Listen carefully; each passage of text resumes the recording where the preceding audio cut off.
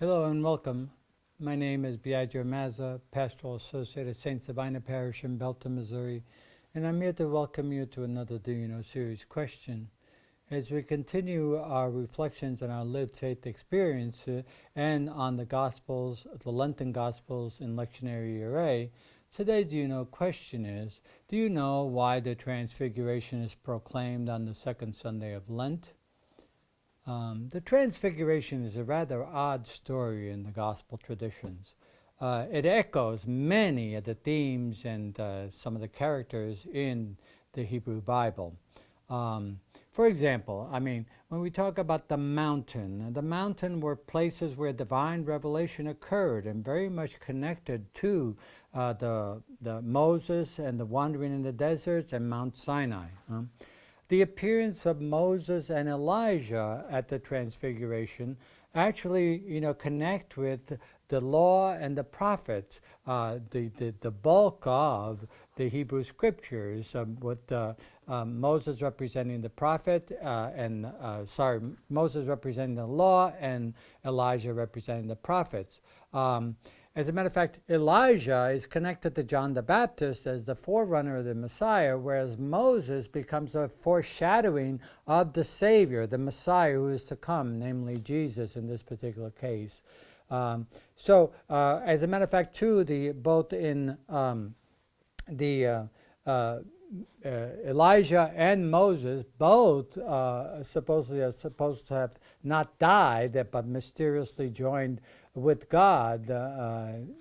Not so in the Deuteronomy tradition with regards to Moses, but certainly in Jewish tradition later on, he was in a cloud and then disappeared.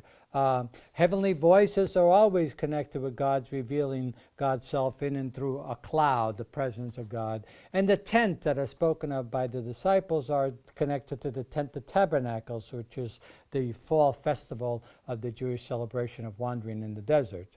So the story of the Transfiguration is actually, and Jesus himself says so, it's actually a vision that proclaims a significant message about the Jesus. First of all, that Jesus is the prophet and the lawgiver.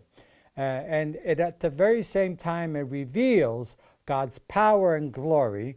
And the voice from heaven definitely proclaims that Jesus' voice should be attuned to, should be attended to, and should be closely listened to. All right. So the story ultimately is a theophany. It's a change in appearance of Jesus.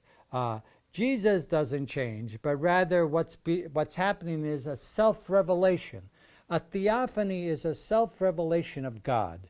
So this story is an insight, if you want, into the very identity of Jesus in his public life. It's not necessarily something that happened after the resurrection, but it's what his identity right here in his public life. And it's a revelation for the sake of the apostles, for them to really be attuned to who this person is in their midst. As a matter of fact, this revelation and the voice from heaven really scares the apostles so much so that they fall to the ground. It strikes fear in them, and ultimately Jesus has to say to them, do not be afraid, which is a common statement used in the scriptures whenever there's a divine revelation or the divine encounter happens. And then he counsels them to remain silent about this vision until the Son of Man has resurrected. So what is the ultimate purpose of this, and why is it being put in the second Sunday of Lent?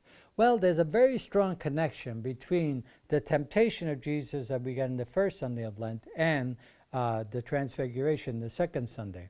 The temptation, Jesus is tempted to deny his very identity. In the Transfiguration, what we have is identity very much remains intact, and God affirms it, the voice from heaven. In the temptation, the last temptation is focused on the mountain, where Jesus again is told to deny his divinity and worship Satan.